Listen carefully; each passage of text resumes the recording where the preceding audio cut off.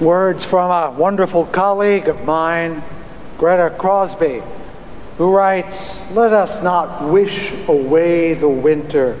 It is a season to itself, not simply on the way to spring. Trees rest, growing no leaves, gathering no light. They let in sky and trace themselves against dawns and sunsets.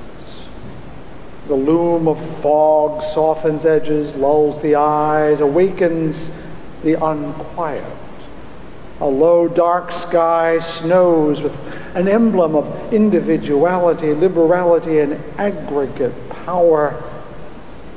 Winter tends to fire and candle, hugs and huddles, gifts and sharing, visions, plans, and common endeavors, winter tedium and merrymaking. Let us therefore, difficult as it may be, praise winter, rich in beauty, challenge, and pregnant negativities."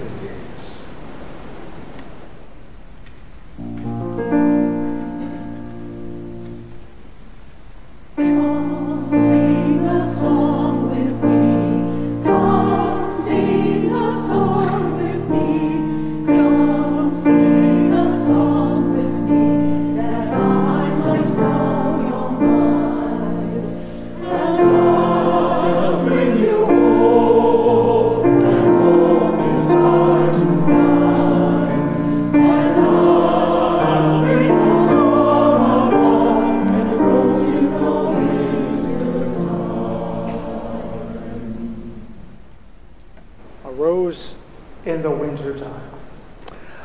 I think it is time for us to unfurl our own petals, as it were, and to sing together as a way of gathering ourselves in a place of worship and celebration, which you will find as number 108 in your hymn book, a familiar one to many of us here, "My Life Flows On in Endless Song."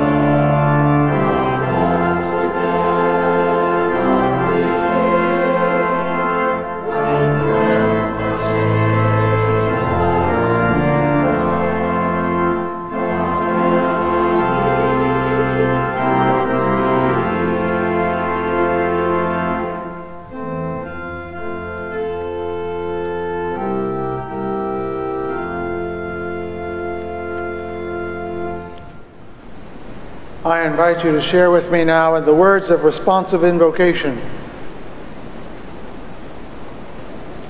And if America is to be a great nation, this must become true. And so let freedom ring from the prodigious hilltops of New Hampshire. Let freedom ring from the mighty mountains of New York. Let freedom ring from the heightening Alleghenies of Pennsylvania. Let freedom ring from the snow-capped Rockies of Colorado. Let freedom ring from the curvaceous slopes of California. But not only that, let freedom ring from Stone Mountain in Georgia. Let freedom ring from Lookout Mountain in Tennessee. Let freedom ring from every hill and molehill of Mississippi. From every mountainside, let freedom ring. Welcome to Fountain Street Church. I am Fred Wooden, your preacher this morning. I wish to greet you all in all the sturdiness of the spirit you brought walking in this morning. You could have stayed home, and many of them did. And when they're back next week, we will scowl at them. O ye of lily-livered cowardice, we were here. No, we will not do that, because we understand that life does not always put even-numbered steps in front of us. But I'm glad you're here today. And we shall see what our presence today can summon in the way of spiritual and moral strength and succor. Lots of things happen here at Fountain Street Church, but if you're new to us, the place to start is in our lobby. We would have our social hall open, but we're replacing the ceiling. But there is coffee out there, and there will be people following. And there are things to do downstairs after your hour of worship. I do hope you'll be sticking around. I'll remind you, as I did earlier, that there will be a jazz concert a week from today. That'll get them here, right? And this Wednesday is our monthly demonstration for those who wish to join me and our friends at All Souls Community Church to remind people that Black Lives Matter. That will be at Rosa Parks Circle at 12:15 on Wednesday. I don't know that I need to say anything else except I'm so glad you're here, and to be grateful for the choir, which is going to give you one of my favorite renderings of the 23rd Psalm. Welcome to Fountain Street Church. And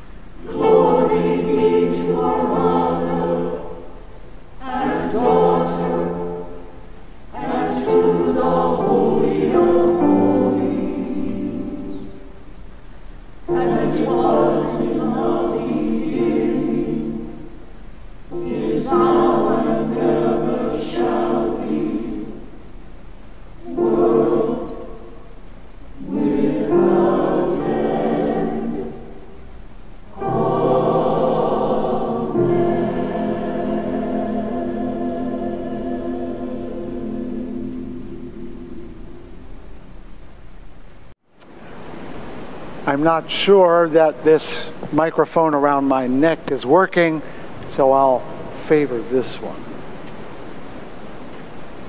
Mizmor LeDavid, Adonai ro'i lo echsar. Bino deshe yarbit zeni al memenuchot yanachaleni nafshi yeshovev. Yanheni v'magle tzedek lema'an shmo. Gam ki elech begit al mavet lo ira ra ki ata imari. That's the way the 23rd Psalm sounds in Hebrew. You heard another refraction through the experience of Bobby McFerrin. It is the psalm everyone knows, and yet we don't. We'll go further into that in my message later, but we must hear it through several lenses in some ways to be reacquainted with its genuine character. Pulvus, or pulvis apparently, pulvis et umbra sumus. Yeah, that's your third language this morning, Latin. Horace from his odes, we are but dust and shadow. And Sylvia Plath, 20th century poet, who writes, I thought the most beautiful thing in the world must be shadow. The million moving shapes and cul-de-sacs of shadow. There was a shadow in bureau drawers and closets and suitcases, and shadow under houses and trees and stones, and shadow at the back of people's eyes and smiles, and shadow, miles and miles and miles of it on the night side of earth. Readings, passages, phrases, words across generations to engage, bother, inspire, confound.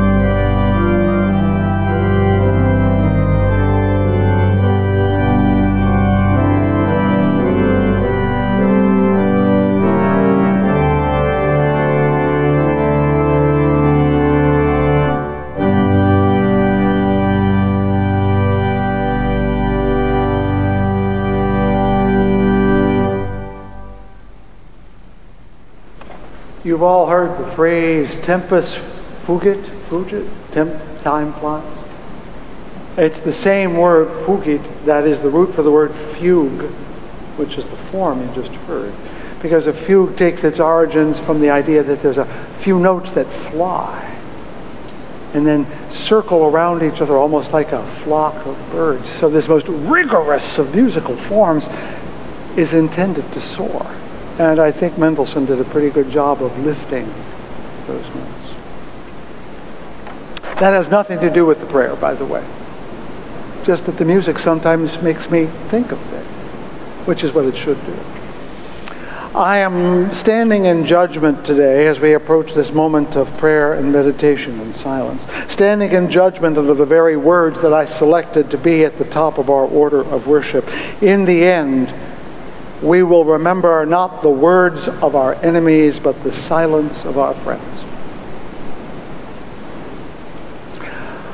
I stand in judgment because I can identify moments in my own past when I did not stand up for someone. I failed to speak when speaking would have been the right thing to do. Why? Because I was afraid of either saying the wrong thing or coming under threat myself. Fear is a paralyzing feeling, isn't it? People say there are two responses to fear, fight or flight. There's a third one. People recognize it, freeze, paralysis, not knowing what to do or where to go. I think one of the toughest prayers is to be brave. People say, that soul's a brave soul, and perhaps from time to time a person is, but no one is perfectly brave. That soldier who can face anyone in battle might feel completely tongue-tied and terrified when proposing marriage. The tycoon who takes the immense risks that can win or lose millions of dollars has no idea what to say to a baby, even his or her own. We are not brave through and through. And yet, when questions of moral urgency come, few can do what Dr. King did. I know I could not. But I have been brave. I have been brave when someone held me up. And so let us pray with the thought of where our bravery comes from. Nameless one, who is and is not. To be alone is frightening, isn't it? Vulnerable, isolated, unsure. There are so many times when we shrink from danger, and rightly so. And so many times we shrink from what we thought was danger but was not. From the fear of criticism, from the thought of disapproval, from the withdrawal of affection, from the chance of defeat, from the risk of shame. But few were they when those were the genuine risks. Oh, that we had the wisdom to know when to be brave and when we did not need to be, but we do not have that.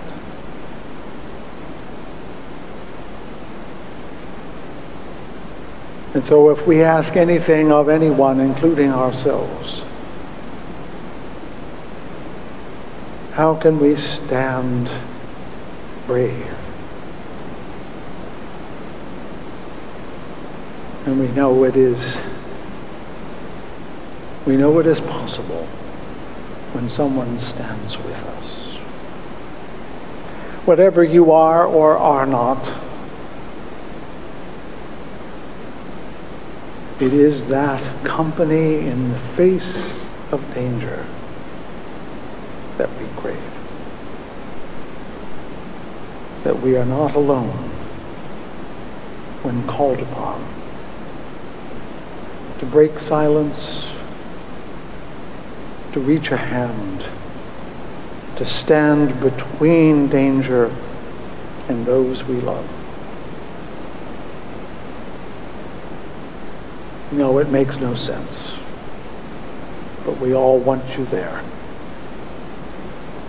We all want to know we are not alone. Upon these things, and all those things which we brought in the silence of our own hearts and lives, we pause now in the presence of that truest prayer which we find in the presence of silence.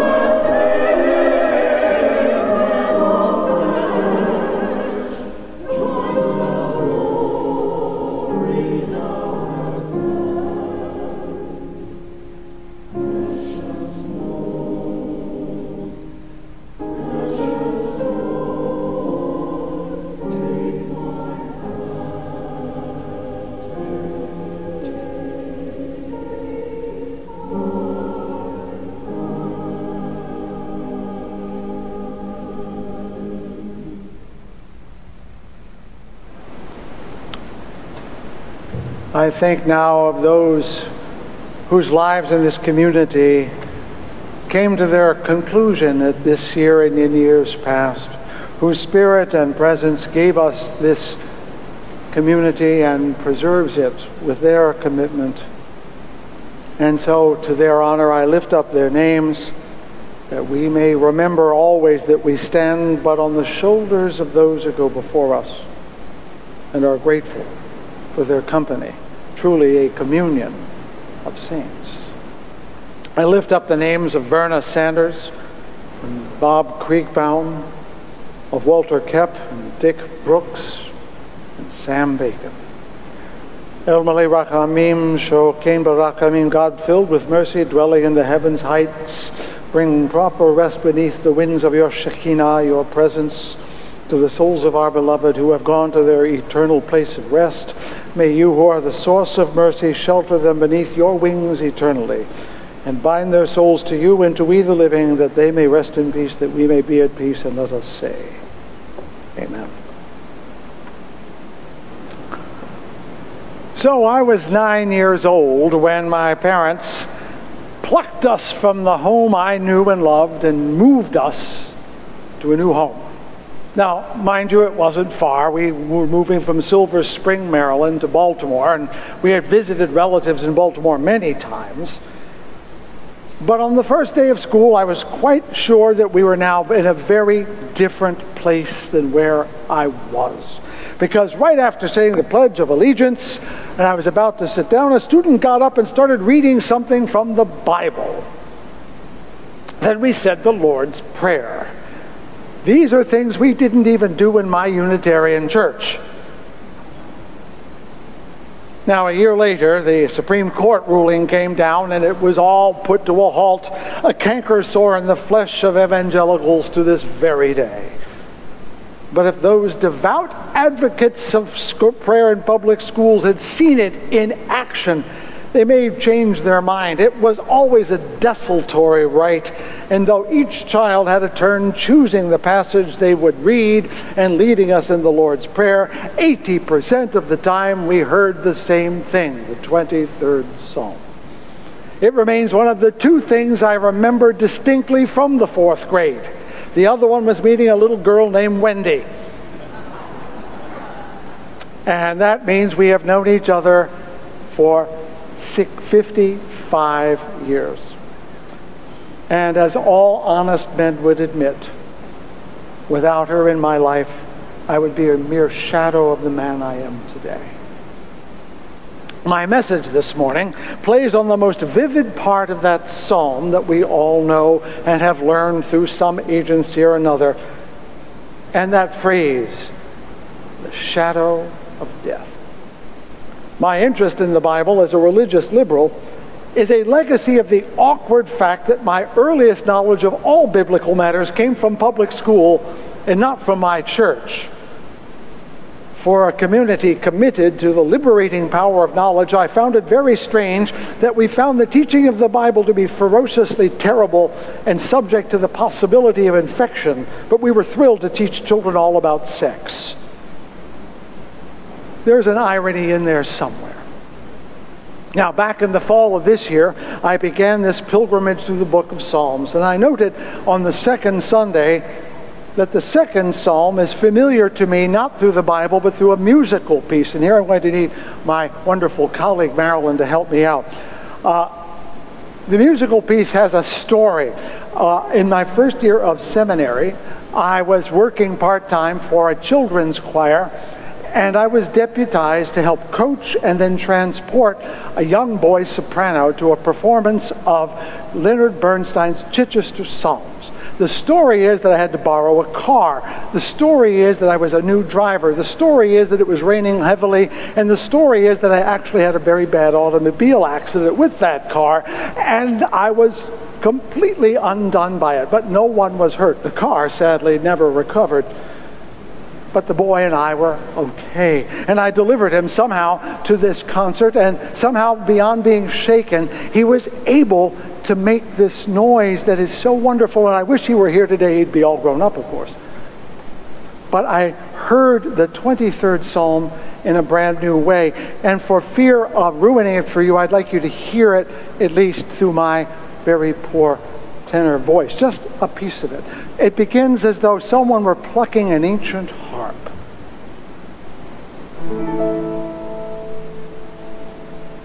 And the first note is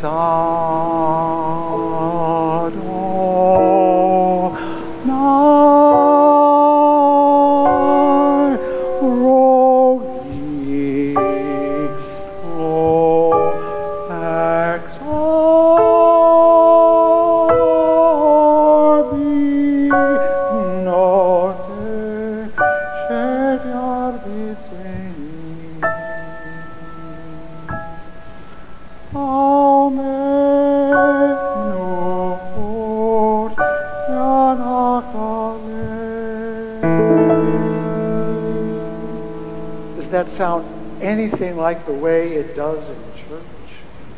No. And I wanted you to hear that because it pulls a quality of the psalm out that isn't present in the Lord is my shepherd, I shall not want. there's a tenderness in the text. You can almost hear the young King David plucking on the lyre. It's evocative, not ritualized. And the English translation, as beautiful as it is, misses something of the Hebrew. Like that first verse.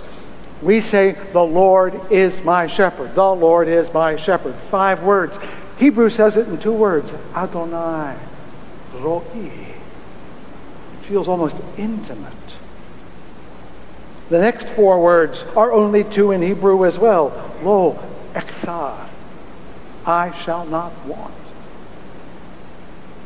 It is so simple, so direct, so immediate in ways that the King James in all of its majesty puts distance. And consider the last verse. I'll get to the middle ones in a moment. The one that we all know, surely goodness and mercy shall follow me all the days of my life. I will dwell in the house of the Lord forever. Well, the Hebrew is also very different in the way it sounds and somewhat different in the way it means. Ach, tov v'chesed yirdifuni b'gei kol yamei chaya v'shavti b'veit Adonai lo'orek yamim. It could be translated, but goodness and mercy. Or, but only goodness and kindness. Or, follow actually is pursue. Surely goodness and kindness will pursue me. Can you imagine being pursued by goodness and mercy? What a lovely thought that is. And that phrase, and I shall dwell in the house of the Lord forever, that's not accurate. The word forever is le'olam, but you heard another word which was lo'orech yamim. Many long days. Many days, as in you're going to be there a long time, but not forever. What we don't know, because we weren't there when this psalm was written and we are no longer Jewish, is that the house of the Lord is not heaven, but Jerusalem, the place where the temple is. So the person who is asking to dwell in the house of the Lord many long days is saying, I will be safe there and can live in contemplative safety. And so consider the psalm now in a long arc. It starts with someone saying, my God is like a shepherd, not like a king, not like a conqueror, not a majestic God thing that throws thunderbolts, but a shepherd. And people are like sheep. And the shepherd does what a shepherd does, leads them to green pastures. Let's remember, this is the Middle East, where green pastures are not everywhere. You have to go over a number of hills to find a green pasture where you can find enough food. Besides still waters, that's also not easy to find in the Middle East. You need to know where they are. And what grows down by still waters? More grass, trees. What do you find on a hot day under trees? Shade. And then the poet moves very deftly and shifts from sheep and shepherd to the image of a human being led upon the right paths, like a shepherd would know which way to go to get to the vast pastures and to find the waters. And then it moves so quickly that you barely notice it into that place that really makes the psalm so vivid for you and for me. Yea, though I walk through a valley of the shadow of death. Wow! It's all about how wonderful God is, shepherd, and then suddenly you're in the shadow of death. This phrase too in the Hebrew has a different character. Gam ki elech begeit salmavet. Even though I walk. Yea, though I walk. Though I walk. They're all valid. But it is the next 2 words, begeit salmavet, that really capture the poem. Because the word salmavet is a false word. It doesn't exist. The poet created it for the purpose of this image. Have you ever read poets that create words like E.E. Cummings, and they're meant to catch something that doesn't exist, and they're startling? Well, that's what that word is supposed to do. Salmavet. Now you need to know what is inside that word. And forgive me for playing the dilettantish linguist, but this is the part that grabs me. Tzal, the first syllable, comes from the same word, comes from the word tselem. And if you knew Hebrew, and maybe one or two of you here does, in the first verses of Genesis, it says, and God made humans in the same image and likeness. The word image is tselem. Tselem, shadow, image, they're the same thing. And Mavet is death.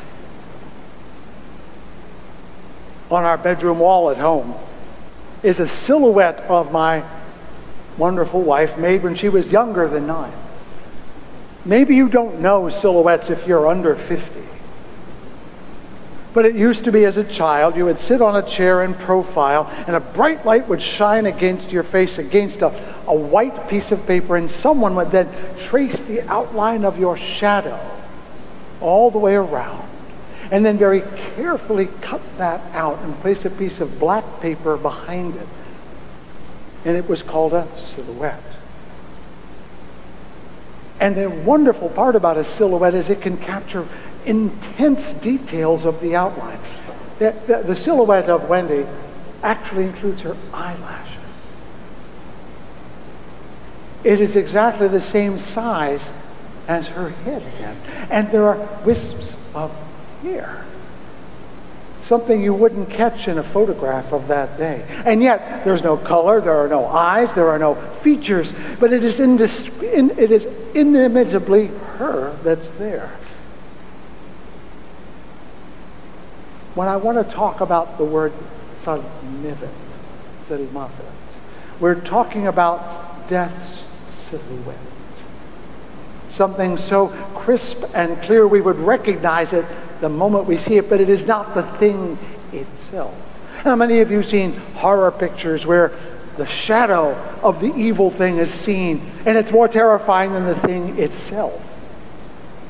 Because you can infer the object, but you don't know it. This is Tselmavet. To feel the encroaching presence of death, knowing that it is nearby, but not yet here. Shakespeare uses the confluence of shadow and death as well in one of his sonnets when he talks about someone who is so beautiful that nor shall death boast thou wanderest in his shade, in the shadow of death. But I want to talk for another moment or two about this overlapping of the word shadow and shade. You know, for many years, people use the word shade as a synonym for ghost. Dickens uses it when he talks about Marley's ghost. Refers to him as a shade. But then there's the word shade as in getting under a tree when it's a hot day and you look forward to it. In fact, the word shadow comes from the Old English word for shade, which comes from the word to be protected by covering wings. Do you remember the little prayer I uttered before I begin? That old prayer from the Hebrew, El Malay Rakamim, that they would find shelter under your sheltering wings. There's a whole lot then in this word shade, shadow, shelter, darkness, image, likeness, death. But what the Hebrew word has in its very smallness, we have to tear apart into the shadow of death. In the sense that death is always nearby, which it is. I think this is the reason then that the psalm stands out. We know that wherever we stand in life, that the shadow of death is not far off. We know that. And as you get a little older, and I am now officially old today, signed up for Medicare this week. The reality is that you know more dead people than living ones. And you get to be okay with that. You realize that the shadow of death is never far away. That's an illusion that the young can afford, but even they. I have a colleague whose 20-year-old son is teetering on the edge of death. But if we're honest, we know it's true for everyone. So no wonder then that this psalm still pulls at us, because it reminds us, even if we don't like it, that the shadow of death is right there.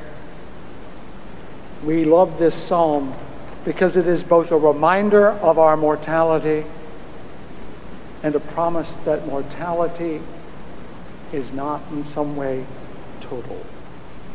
However cliched, obvious, overworked, and ritualized this psalm can be, and it is, the simple words of sheep and shepherds and pastors and waters and rods and staffs and tables and cups, they tell us we are not alone on this journey from nothing to nothing. However small and temporary you and I are in the vastness of things, we still matter. We still count. We have value. And if there is a core to spirituality, there is something that sits underneath of all the religious stuff, I think it is this. I ran into this passage from Rainer Maria Rilke, the great German symbolist, poet, expressionist. He said, "Don't be frightened, dear friend," speaking to a young poet, "if a sadness confronts you larger than any you have ever known, casting its shadow over all that you do. You must think that something is happening within you." And this is the beautiful part. "And remember that life has not forgotten you. It holds you in its hands and will not let you fall." That's the whole of the psalm right there. Whatever the shadow is, you sit in the palm of something larger, longer, deeper, wider. Do we know that for sure? Of course not. In fact, if we apply our rational mind to it, it makes no sense at all, but our hearts, our gut, want to think that this little thing we have called our lives matters. And when you think about it, it turns out that all the temples, all the scriptures, whether it's the Vatican or a little cave in Japan, all the rituals from the great splendors of churches and all the creeds in the libraries written, the majesty of the Taj Mahal, which is perfect in every way, or the crumbling pyramids of Teotihuacan, all the steps worn by praying knees, and all the voices chanting in Tibet, even the thrilling notes of Mendelssohn, Bach, all of it grow from this place beside the still waters, where the shadow of death somehow can become the sheltering shade of holy wings brooding over us as a mother eagle protects her young. May these words of my mouth and the meditations of my heart be found true in thy sight, thou who art my rock and my Redeemer.